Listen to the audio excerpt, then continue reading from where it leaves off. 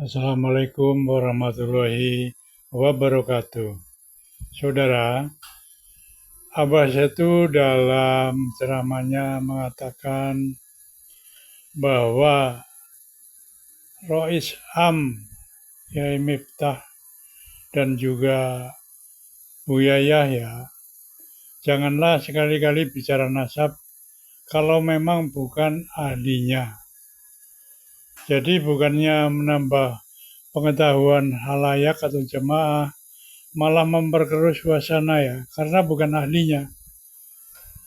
Jadi Abbas itu sangat-sangat peduli terhadap masalah nasab ini, apalagi didukung oleh kiai-kiai pribumi yang notabene taklid buta, malas berpikir. Ya, untuk itu ayo kita simak video berikut ini. Menurut Abbas segalanya ada ahlinya, ya. Tukang pijit ada ahlinya. Maka kalau orang Kiai Abdul Ahyar itu ngomongin nasab nggak pas. Kiai Sukron Makmun karena bukan ahlinya.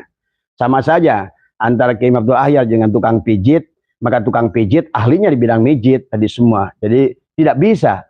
Walaupun tukang pijit pengalaman Kiai Abdul Ahyar tentang soal pijit, walaupun Kiai Abdul ilmunya banyak, tetap hebatan tukang pijit dalam bidang mijit gitu kan. Dalam bidang nasab juga.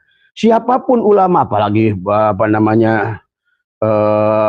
Buya Yahya tadi semua yang hanya isinya hanya iklan pondok saya bangun di mana-mana, itu sama gayanya gaya Habib Buya Yahya itu. Tadi semua cari sumbangan di iklan di YouTube di apa semua, bahkan di live yang melawan Ba'alwi sendiri iklannya ada itu Buya Yahya. Nah, ini di Cianjur, di Sukabumi, di mana-mana. Buat coba. Ini gayanya udah kebenaran tanpa membuat fitnah, terus buka fakta-fakta, dan juga teruslah bicara di antara kita. Karena ternyata kenapa mereka itu adalah meyakini begitu kuat, karena sudah terjadi mental block. Kalau di dalam bahasa hipnosis itu adalah, maka inilah metodologi daripada mereka berdakwah. Kenapa menggunakan, kalaupun itu kisah khurafat, kalau kisah khurafat itu diulang-ulang, tetapi kalau diterima dengan kebodohan, maka kisah khurafat itu menjadi sesuatu yang dahsyat, sahabat. Memang bagi orang yang memiliki kesadaran dan memiliki landasan ilmu, sesungguhnya apa yang disampaikan itu adalah bertentangan, berseberangan dengan logika, akal manusia, bahkan sebetulnya bertentangan dengan hukum-hukum Allah dan sunnah-sunnah Rasulullah, bahkan juga ijma ulama. Maka jangan aneh, bahkan mereka adalah, kalau secara umum kita boleh katakan, mereka sudah nggak takut dengan Allah. Bahkan mereka seolah-olah menjual Allah. Bahkan seolah-olah mereka itu benar-benar suatu kaum yang sudah seenaknya terhadap Allah. Tetapi inilah mereka tidak takut dengan dosa. Bahkan maaf di dalam melakukan kegiatan apapun. Bahkan mungkin Anda bisa saksikan sendiri dari pendakwah mereka itu, yang kelihatannya bagaimana, tapi kan faktanya sekarang Anda bisa saksikan betapa banyaknya kasus masalah pelecehan seksual yang dilakukan oleh mereka, penipuan yang dilakukan oleh mereka. Belum lama ada Habib yang mencuri motor. Dan begitu banyak sebetulnya, sahabat. Tetapi kembali yang sampaikan malam dari tokoh-tokoh Bogor yang mengatakan bahwa memang tidak boleh diam. Dan Abah juga mengembalikan kembali. Kemarin Abah bersilaturahim dengan Kiai Imaduddin. Dan kita doakan semoga beliau senantiasa diberikan kesehatan. Dan Abah juga berkumpul dengan tokoh-tokoh Banten di sana. Memang ini harus dikembalikan terus, tidak boleh. Karena terjadinya doktrinasi itu adalah secara terus-menerus selama puluhan tahun, ratusan tahun. Maka kesalahan itu menjadikan sebuah kebenaran. Dan untuk membuka mental block itu juga sama dengan kita pun menyampaikan fakta-fakta kebenaran yang tidak boleh juga berhenti hanya sekali saja. Karena pada dasarnya untuk membukakan mental block itu adalah harus dengan repetition. Pengulangan. Karena kalau tidak demikian kasihan saudara-saudara kita. Karena mereka yang sudah menganggap dirinya adalah membela Ba'alwi itu kan, kalau kita lihat dari cara dia berbicara, cara dia bikin komen pun udah kelihatan. Kalau misalnya Abah saja baru live, satu komen saja udah kelihatan mana dari pendukung Ba'alwi. Dari bahasanya sudah kelihatan. Ini kan sudah kasihan saudara kita, benar-benar sudah terkontaminasi dengan cara dan etika dan budi yang dipertunjukkan oleh tuan-tuannya mereka, ya sahabat. Nah inilah wahai bangsaku, rakyat Indonesia, sadarlah bahwa NKRI dalam ancaman, tetapi kalian tidak menyadarinya karena menganggap suatu kesalahan itu yang sudah dilakukan berulang-ulang sehingga tidak sadar. Allah dihina, Rasulullah pun dihina, bahkan para ulama-ulama sekelas Imam Syafi'i, sekelas Tuan Syekh Abdul Qadir dianggap tiada nilainya dibandingkan dengan Faqih Muqaddam, dibandingkan dengan Imam Zain, Imam Abara, dan lain sebagainya dari Habib-Habib kalangan mereka. Mari kita, itulah mungkin barangkali kenapa baginda Nabi pernah bersabda, kembalikan orang Yaman itu adalah ke Yaman, ya sahabat. Sejarah Yaman ini tidak boleh dilupakan oleh dunia, tidak boleh dilupakan. Karena pertama ada manusia, ada raja yang berkuasa di Yaman yang bernama Abroha. Itulah orang yang pertama ingin menghancurkan Ka'bah. Dan kita itu diabadikan oleh Allah di dalam Al-Quran. Bagaimana perseteruan Abroha dengan kakeknya baginda Nabi adalah Abdul Muthalib saat itu, tentang unta yang ditahan oleh Abroha. Ini jelas dari awal bahwa orang Yaman, kerajaan yang berdiri di Yaman ini adalah memang ingin menghancurkan Ka'bah karena mereka menginginkan bahwa menjadikan pusat center itu adalah di Yaman. Bahkan mereka pernah membuat Ka'bah yang bahasanya dari emas adalah Abroha itu, ya. Dan kemudian mereka melaksanakan tawaf yang sekarang kalau Anda lihat di Tarim, maka tidak ada tempat dimanapun di dunia yang ada Ka'bah palsu yang mereka, termasuk kita lihat video Umar bin Hafiz adalah tawaf sebagaimana tawaf di Ka'bah. Yang kedua, sadarilah wahai orang Islam bahwa orang Yaman ini tidak banyak menganjurkan untuk pergi haji atau pergi ke tanah suci. Karena yang dianggap suci oleh mereka itu adalah Hadramaut Yaman. Yang pada saat faktanya nyata sesungguhnya adalah negeri yang sangat miskin, negeri yang penuh dengan berhala, yang dianggap oleh mereka adalah negeri berkah, tapi sampai hari ini masih penuh kelaparan. Dan inilah yang harus difahami, disadarkan.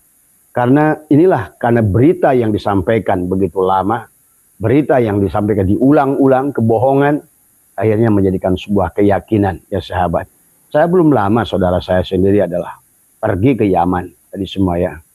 Nah inilah yang sebuah keanehan tadi, bahwa sesungguhnya bahwa saya sering dengar bahkan dulu, karena dulu Abah itu adalah sangat dekat dengan para habaib ini. Selalu memang yang dianjurkannya itu kita harus ziarah ke Tarim.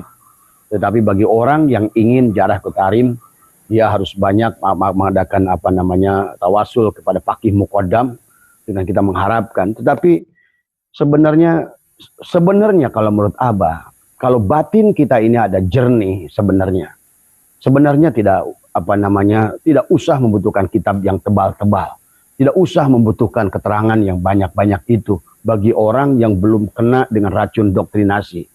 Karena begitu mudah dilihat sebetulnya, sangat nyata dipandang mata.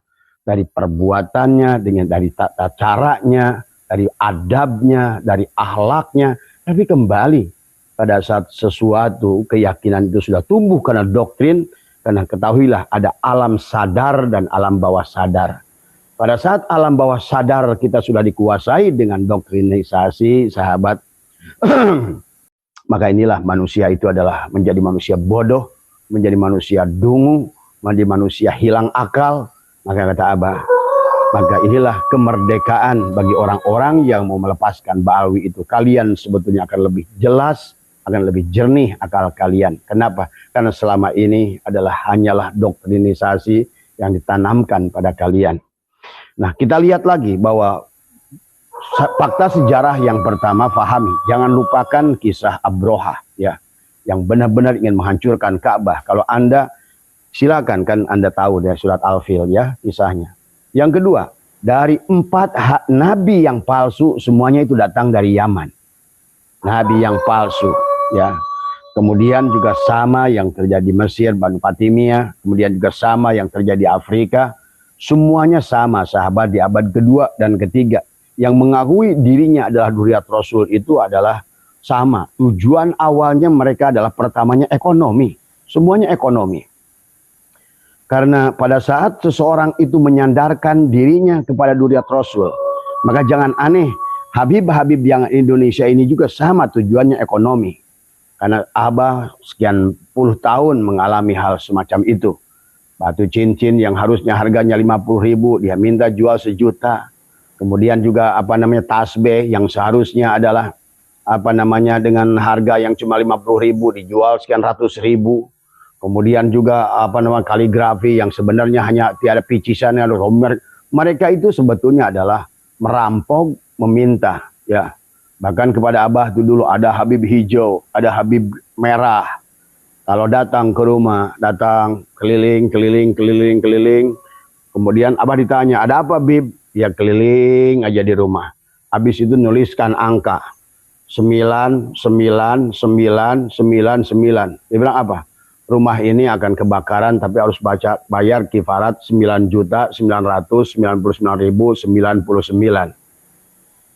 Ketahuilah, dan mungkin Abah akan sedikit bicara pengalaman sebenarnya adalah luar biasa, ya.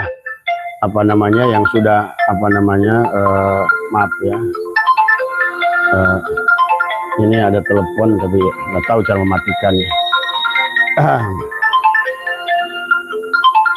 Ya itu ya, biarkan saja lah, karena nggak tahu dari mana matikannya. Itu ya sahabat, ya, jadi bahwa karena Abah itu dulu sangat baik kepada Habib ini, ya semua. Bahkan ada yang Abah hajikan, ada yang Abah umrohkan, tadi semua. Tetapi maaf nih. Tapi adalah sampai berombongan-rombongan, sampai pernah datang 4 mobil dari Jawa Timur. Begitu Abah bangun pagi jam 4, jam 3, mereka sudah tiduran di halaman rumah, di beranda rumah. Itu belasan Habib yang datang. Padahal baru kemarin Abah memberikan seseorang untuk umroh. Ternyata beritanya kepada teman-temannya kemana-mana, ya sahabat. Jadi Abah itu udah ngomong ini bukan ngomong asal ngomong, tapi adalah merupakan, kata Abah juga, hampir 1 miliar yang mereka udah menjual berbagai macam, udah menipu berbagai macam, bahkan ada ibunya yang dijual. Dia katakan ibunya dalam kecelakaan, ibunya, padahal kita, karena Abah kenal semua Habib di Bekasi ini, juga hampir rata-rata datang ke rumah Abah juga semuanya. Ternyata begitu dicek, ternyata enggak. Ada bilang bangun majelis, kemudian mereka ternyata majelisnya hanya majelis orang yang dipoto dari semua, ya. Inilah ya sebetulnya kalau disadari oleh kalian, benar-benar nyata penjajahan. Bahkan mereka berani memanjat pagar rumah Abah itu jam 3 pagi. Kemudian memaksa minta uang. Kemudian Abah mau berangkat waktu itu adalah ke Cina. Dia bilang, saya doakan supaya selamat penerbangan. Saya bilang, udah, doakan saya jatuh saja. Karena saya ingin tahu doa kalian ini benar apa enggak. Ternyata bullshit semuanya sahabat. Kalau kalian ingin main ke rumah Abah, menyaksikan bagaimana tuh barang-barang yang dijual seenaknya oleh dia, inilah yang harus kalian sadari semua. Itu mustahil Duriat Rasul sahabat. Mereka itu sama sebagaimana dulu adalah rampok-rampok, adalah orang-orang yang tidak beradab, yang tidak beretika. Itulah juga yang dikatakan hubdejong. Siapa mereka? Mereka itu rentenir, mereka itu kasar, mereka itu menipu, dan lain sebagainya. Dan kemudian lihat dari fakta bahwa sesungguhnya berapa kali mereka meminta Belanda untuk menetapkan mereka sebagai sayyid. Jadi sayyid yang diminta, yang dipolakan oleh Belanda. Ini kan aneh bin ajaib. Ya tolonglah, maka kepada sahabat-sahabat semua, saudara-saudara dimanapun berada seluruh tanah air, sayangi negeri ini. Kalau penjajahan berupa senjata, masih mending kita. Begitu perang terjadi, mana yang kalah, mana yang menang jelas. Tapi penjajahan berupa adab, penjajahan berupa etika, penjajahan berupa agama, doktrinisasi, ini secara hukum susah ditangkap. Karena tadi, apalagi di negara-negara seperti negara kita ini. Ya sekarang pun fakta-fakta yang ada, berapa banyak Habib yang ngerampok, Habib yang nipu, yang nyuri motor, Habib yang masalah dengan perempuan. Tapi kembali sampai hari ini faktanya juga beda dengan kepada orang biasa.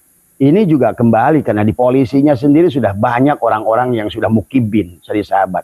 Di tentara juga sudah banyak yang mukibin. Di pemerintahan juga sudah banyak orang mukibin. Dia nggak paham bagaimana sesungguhnya. Dan mereka tidak mau belajar tadi semua. Abah bilang tadi yang pertama adalah, lihat suku Abroha untuk menghancurkan. Kemudian yang kedua, 4 nabi palsu itu semua dari Yaman. Kemudian fakta yang ketiga adalah mereka dari abad kedua saja sudah mulai menipu dengan mengaku Duriat Rasul. Baik di Yaman, di Mesir maupun terjadinya perang Salahuddin Al-Ayyubi yang memohon kepada Tuan Abdul Qadir. Itu pun karena di Bani Fatimiyah di Mesir itu, karena mereka sudah betul-betul laten, betul-betul sudah masif. Tadi semua adalah yang bahaya itu kan tadi pada saat mereka berbulu yang sama. Makanya baginda Nabi selalu berkata, antara Abu Jahal dengan waktu itu ada seorang yang munafik, kata Nabi, nggak usah takut dengan kafir. Kalau kafir itu jelas, ya, kalau kafir itu jelas musuh kita. Kita berani hadapi, nggak berani, kita ngambil strategi. Tapi kalau berwujudnya munafik, agamanya seperti sama dengan Islam. Yang dibicarakannya seperti sama. Tapi tujuannya beda, pola pikirnya beda, kemudian juga tata caranya beda. Bahkan pelan-pelan agama dirusak. Kalau menurut Abah, yang dihancurkan adalah bukan hanya fikih, tapi tauhid.